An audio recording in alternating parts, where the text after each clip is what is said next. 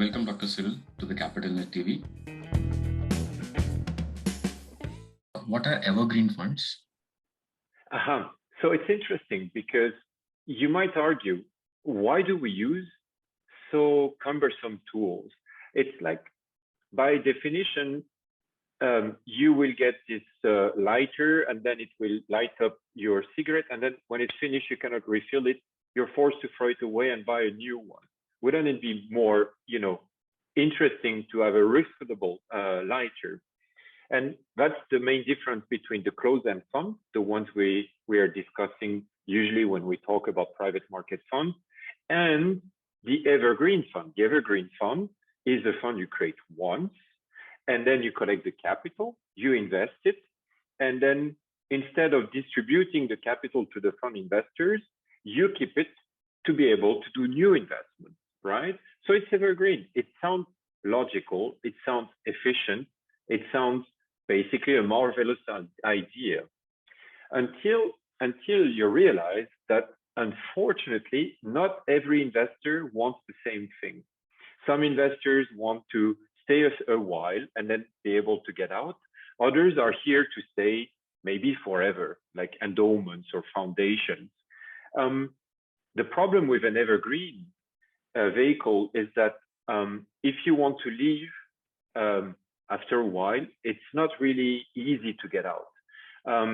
Putting a price on your stake in an evergreen fund is extremely challenging because you never know what's the actual value of the underlying business. It's estimated, it's appraised regularly by the fund manager, but you will only know the true value when you actually sold the companies. So if you put 100 in an evergreen fund, and these 100 are slowly invested, then the assets are sold and the cash comes back, that's great because you can get back the cash and then you're happy. But in the case of an evergreen fund, there is always some cash and there is always some assets. There is never really a moment where everything is sold and you're back to cash, and then you can say, okay, I give you back this amount and the others can stay. So often evergreen structures are then listed on the stock exchange, which you might say, here you go, problem solved. The problem when you list an evergreen structure is that the analysts, the investors in the evergreen structure, they're not really comfortable because what they like is an asset with clients, technology, service that they can assess, the information context, which they're used to. And then they can say, the intrinsic value of this thing is this. If you have an evergreen fund, you might invest in this sector, in that sector. You get a very nice mosaic of different businesses. But then the investors will tell you, I don't understand anymore. And so they will apply what we call technically in the academic literature, a holding discount. So the sum of what the evergreen fund owns might be 100, but it will trade on average at around 60 to 70. So if you're the investor in the listed evergreen structure, you're shortchanged systematically. And that's a little bit why, even though this exists, especially in Europe, we have one of the oldest structure, which is listed in on the British Stock Exchange. Even though we have that also in France, in Belgium, this has never gone beyond a certain number of players. And actually, there was a wave at a certain stage where people would make a takeover of a listed evergreen structure and then take it private, sell the underlying assets, and then capture let's say, the reserve of value, which is corresponding to this holding discount, because they thought it's a no-brainer. The market underestimates the actual value of the underlying assets. Contrasting to this, how do you see the corporate VCs looking at this segment, and how are they structurally different in playing the game over here? It's funny because there are some who have been around for very long. And for example, Intel Capital started very early, and their target is very clear. Intel invests in startups which are in their ecosystem. They build on their technology and they make their technology more relevant to the broader market. There are some corporations who went in, didn't really succeed, and then went out. And over the recent years, we have seen more and more participants from the corporate world, which of course triggers the question, why? And are they going to succeed? And the answer is not clear cut, because as one of the most famous authors, Josh Lerner from Harvard Business School, wrote in a book which is called The Architecture of Innovation, he says, the problem with corporate venture funds is that often they have too many goals. Some of them want to, at the same time, perform financially and achieve strategic targets. And the problem is that these two goals can conflict. If you have one target and it's clear and you stick to it, you might achieve it. But if you start to have too many, then you might actually end up in the middle of the road and it's going to be unsatisfactory. And so what we observe at the moment is that some corporate funds have indeed a strategic perspective. Some are actually here to supplement the R&D effort of the mother company.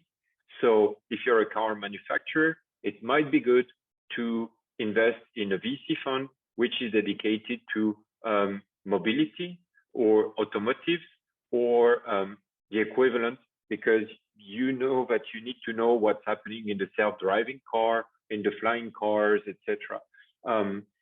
So instead of having an R&D function trying to cover all of that, then somehow you get this vantage point and you invest through a venture fund. And that's a very smart approach. You might never actually buy any of these startups and you will not learn secrets, but you will know what's going on. You will learn from talking with the fund managers, going to the AGM, maybe the organized industry event. You will have this wealth of knowledge flowing back. So in a way, it's a financial investment, but with some return on investment, which is non-financial. And then you have the ones who actually want to invest and diversify. And so these corporate venture investors are here to basically build a portfolio of assets. I'm not sure that this is the purpose of corporations, but some of them strongly believe that this is their purpose, so they still do it. But I would say most of the time there is some sort of strategic endeavor and some sort of information flow back, which is expected. What are your thoughts on this recent emergence of the fusion model implemented by Sequoia? It's an interesting effort. If it wasn't them doing it, I would probably have said that's another attempt to change our fashionable tool or long-loved tool, which is the traditional fund. But if they do it, there must be something in it. They're very knowledgeable. They're very experienced. One of the oldest structure investing, extremely successful structure. So in that sense, there must be something in it. The problem is that I don't have all the details. I only read what's available in the press. It's usually very synthetic information, and it's very difficult to understand and part what is the endeavor of the team at Sequoia and what is just, what we assume that it is. My understanding is that as a fund investor in such a structure, you get a lot of options. So if you want to have the traditional investment in the 10-year fund, you can still do it. But if you're a large pension fund and you see that Sequoia invests in a startup, so you pay them the management fees, the carried interest, and then Sequoia lists the business on the stock exchange, and then you have to pay again someone to invest it when it goes public, then it doesn't make sense to pay all these frictional fees on the way. And then you might like the new model from Sequoia and you say, I invested from day one and I just follow the company up the ride. And then if on the way there is an IPO, then why would I pay someone else to, buy it from Sequoia, basically? I'm still the same investor. And it makes a lot of sense. And if I have the choice to do that, then probably I will be very happy to say to Sequoia, please count me in with this fusion model that you've been describing very clearly.